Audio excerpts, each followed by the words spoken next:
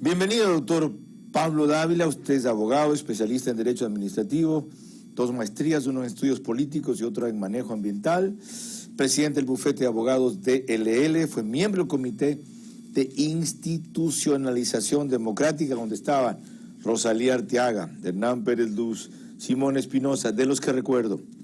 Y ni siquiera por eso, ni por los miles de firmas que reunieron, entiendo que más de 175,000 firmas, la Asamblea les paró bola respecto a reformas fundamentales: eliminar el Consejo de Participación Ciudadana, darle autonomía a la Fiscalía, bicameralidad, reducción del número de asambleístas. Eso es irreversible. El voto de 57 personas solamente fue el que más me preocupó, a favor de autonomía para la Fiscalía. Sin embargo, es el que más enseña, porque los que votaron en contra son correístas y morenistas derrotados porque no sacaron un solo puesto, unidos a los correístas, listos para gestionar la impunidad que requieren los saqueadores para volver. Y desde luego, con toda la artillería apuntada contra un ícono anticorrupción, y no lo digo yo, lo han reconocido afuera, que es la fiscal Diana Salazar. Sirvió entonces para mucho este trance, no lo crea, sirvió para mucho, para que se evidencien, se quiten las caretas y nos alineemos. Ahora, de allí, ¿cómo va a seguir? Bienvenido. Carlos, buenos días, muchísimas gracias por su gentil invitación. Como usted mencionó al inicio, esto para nosotros es una batalla más, dura por supuesto, y sobre todo difícil de testificar cómo la Asamblea Nacional tiene una desconexión total con los valores fundamentales que deben primar en el servicio público. Esta era y es una iniciativa que pretende solamente llegar a las urnas. A nadie se le está imponiendo qué hacer o se le está diciendo exactamente cómo tiene que votar. Lo único que nosotros promovemos es que la gente, en función de su convicción, de lo que crea mejor para el Ecuador, comparezca a las urnas y pueda decidir el futuro de varios asuntos de interés público a través de su voto. Se entiende que la Constitución de Montecristi precisamente pretendía desde un inicio, así nos la presentaron, así la vendieron internacionalmente, fortalecer la democracia participativa, pero acabamos de darnos cuenta que la tradicional democracia representativa, es decir, aquella que está en manos de los legisladores, acaba de destruir plenamente un intento de democracia participativa, destruir en términos de el trámite que tenían que cumplir y que básicamente no cumplieron. Nosotros, respondiendo a la parte final de su pregunta, vamos a continuar la defensa de esta iniciativa en la Corte Constitucional. Para ello, los argumentos sobran en este momento. En algún momento ya nosotros comparecimos a la Corte para advertirle que era imprescindible que haga un seguimiento al dictamen original que nos dio, indicando que el trámite para esta reforma parcial era el previsto en el artículo 442 de la Constitución. Ya cuando la Comisión en su momento decidió sacar del informe toda la reestructuración de la Asamblea, dijimos esto es inconstitucional. Pero hemos llegado a este punto en el cual también, tratando de sacar las cosas positivas más allá de la clarificación política de este nuevo alineamiento entre el correísmo y el morenismo que tiende a defender el status quo, también jurídicamente hay una corroboración de lo que se le advirtió a la Corte Constitucional.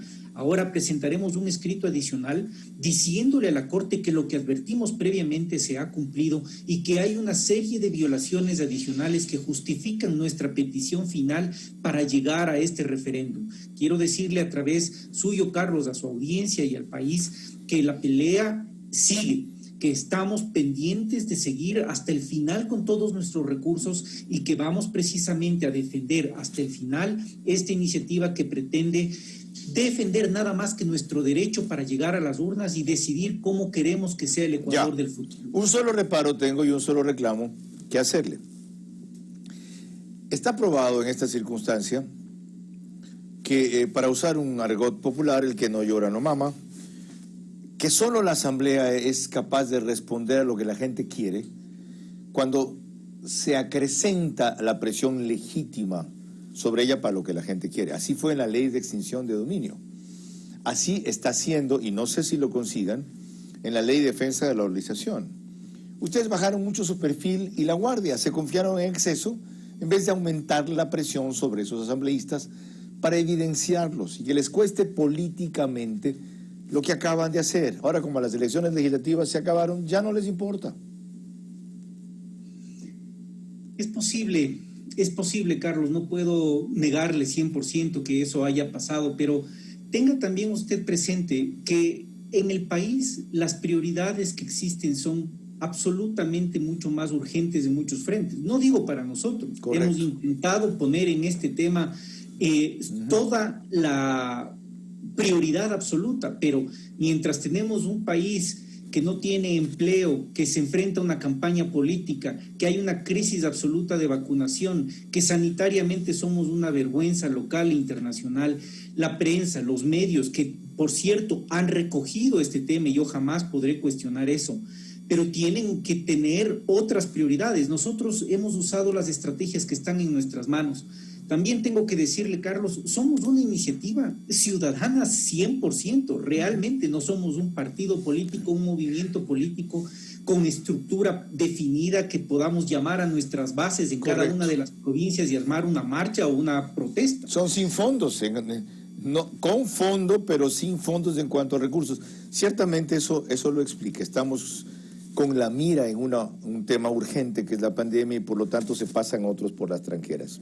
Yolanda Torres continúa la entrevista con Pablo Dávila Jaramillo. Adelante, Yolanda. Pablo, qué gusto conversar con usted en esta ocasión, como siempre.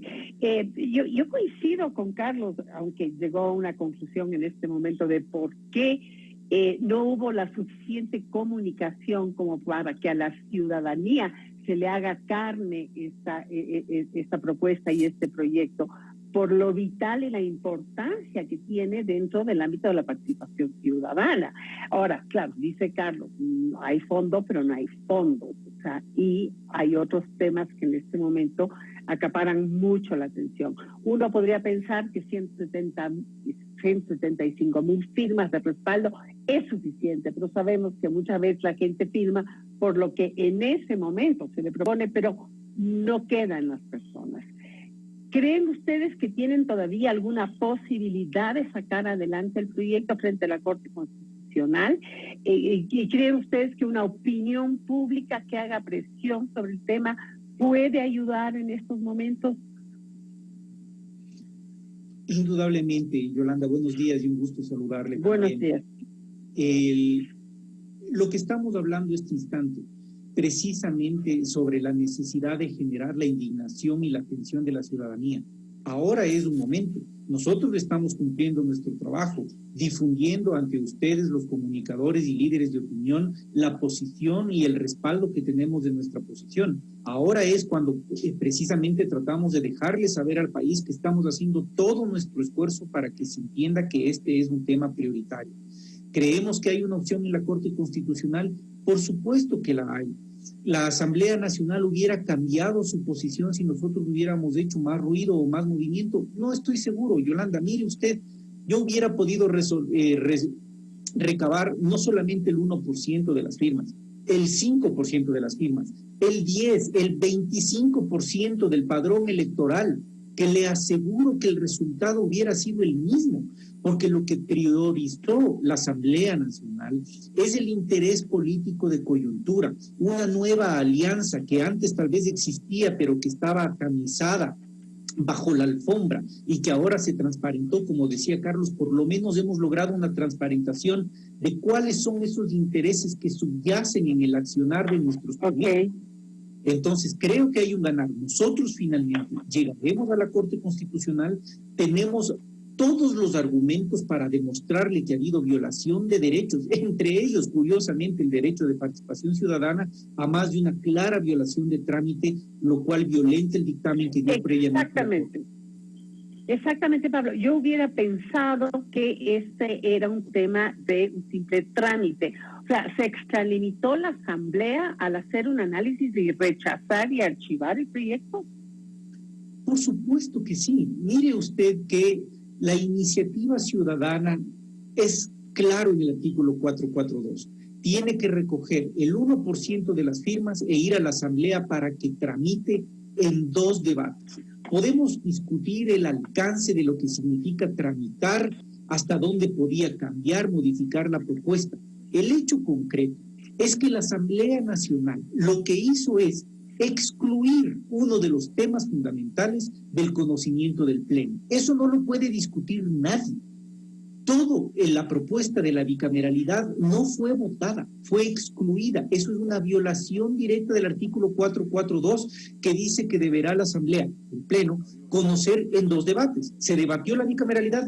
No, no se debatió. Ahí por lo menos, solo con ese argumento ya tenemos justificada nuestra petición de revisión en la Corte. Pero aparte de eso, Yolanda, nosotros somos parte del proceso.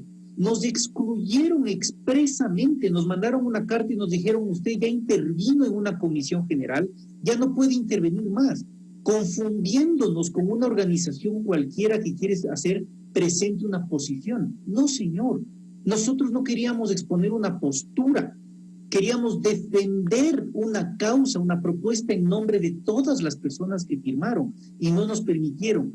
Cambiaron el quórum, Yolanda. Permítame decirle esto. Hace pocos meses la Asamblea Nacional reformó la Ley Orgánica de la Función Legislativa y en esas reformas dijo puntualmente: el quórum que se necesita para aprobar una reforma parcial es de 70 votos. Pero anteayer, en el caso nuestro, dijeron: no, pero en este caso va a ser 91 votos. Entonces hay un discrimen. Tomaron una votación dirigida contra nosotros directamente. Eso, créame que la Corte Constitucional tendrá que pronunciarse. Eso es lo único que les queda de camino a la Corte Constitucional, en el pronunciamiento, porque si ha habido violaciones, tanto legales, y ha habido arbitrariedad desde la Asamblea en este caso. ¿Cuáles son las consecuencias? Bueno, simplemente otra vez los ciudadanos estamos en la indefensión frente a lo que hacen las instituciones que supuestamente están representándonos y no se cumple con el debido proceso. Bueno, creo que la principal herramienta que tenemos es la Corte Constitucional, pero no es una herramienta cualquiera, es un tema muy fuerte. Mire usted que la Constitución y la Ley Orgánica de Garantías Jurisdiccionales dice: los dictámenes de la Corte son de obligatorio cumplimiento y de inmediato cumplimiento. En caso que ello no ocurra, la Corte Constitucional podrá tomar todas las medidas que estime pertinentes para resarcir el daño causado y además para sancionar a los responsables. Así que aquí estamos hablando de varias decisiones que puede tomar la Corte. Perfecto. Nosotros evidentemente le vamos a pedir esencialmente que recupere la consulta para que el perjuicio que se quiere causar, evitando que usted, Yolanda, que Carlos, que los ciudadanos y que yo lleguemos a las urnas a votar como queramos, como decidamos, pero que lleguemos a las urnas a votar, no se realice y adicionalmente se sancione a los responsables, que todos sabemos quiénes son. Exactamente. Tenía que pasar, Pablo, este proyecto necesariamente por la Asamblea. ¿No podía la Corte Constitucional simplemente analizar el proyecto que hubiera cumplido con todos los requisitos, calificarlo, emitir su dictamen y enviarlo al CNE para que organice el referendo?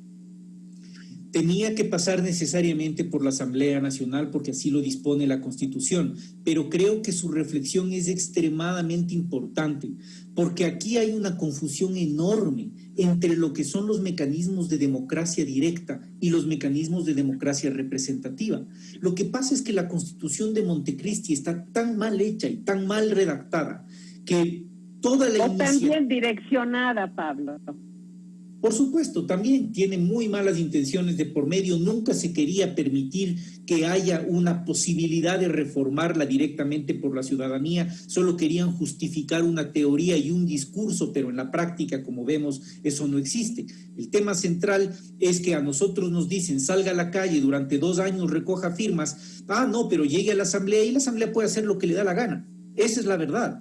Pero vamos a demostrar que esa interpretación rompe contra todos los principios que están puestos en esa misma Constitución y que nos garantizan a nosotros, los ciudadanos, la posibilidad de exigir que lleguemos finalmente a las urnas. Confírmenos, ¿hubo intereses políticos personales frente al escenario actual electoral en el que hay una posibilidad real de que gane el correísmo y, por tanto, mantener vigentes instituciones como es el CPCCS, que resulta muy funcional para ellos? Por supuesto, claro que sí, es evidente que a ellos no les interesa en lo más mínimo el cambiar y eliminar el Consejo de Participación Ciudadana, que es el órgano que utilizaron precisamente para poder cooptar el poder y mantener el control absoluto sobre todas las instituciones públicas. El Consejo de Participación Ciudadana fue el que lo puso a Poli de Contralor General del Estado, el que puso a un familiar del presidente como fiscal general del Estado, el que puso a una señora que luego fue condenada por corrupción y que fue precisamente la que se prestó a toda la sinvergüencería en el registro de los pagos corruptos en la presidencia de la República como presidenta de la Corte Constitucional. Fue el Consejo el que puso a un amigo íntimo personal del presidente, secretario particular, como la cabeza del Consejo de la Judicatura, responsable de la designación, evaluación y sanción de los jueces. Eso es lo que representa para ellos el Consejo de Participación Ciudadana. ¿Se puede creer que tengan la menor intención de eliminar una institución que les da la herramienta perfecta para prolongar el poder que tanto les gusta? Muchísimas gracias a Pablo Dávila por estar aquí y por defender la participación ciudadana, pues, y su derecho a elegir su propio destino. Vamos con Carlos Vera desde Guayaquil nuevamente. Le agradezco, doctor, nuevamente, y solo le recuerdo lo que le dije. El que la sigue, la consigue.